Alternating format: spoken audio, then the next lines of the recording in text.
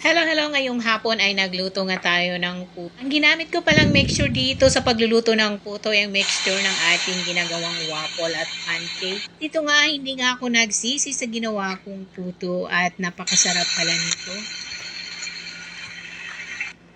Kaya naman kung gusto nyo po isubukan ang recipe ng ating waffle na pwede ng puto at pancake, ay mag-comment lang po kayo dyan sa baba para ma-share ko sa inyo kung paano ko ba ito ginawa.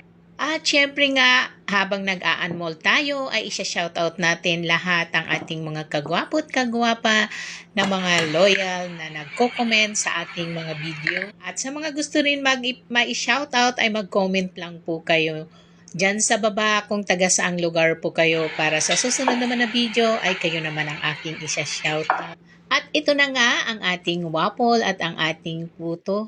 Kung titikman nyo yan at kung titingnan nyo, walang kabutas-butas yung loob. Talaga naman napakasarap at medyo makunat ito.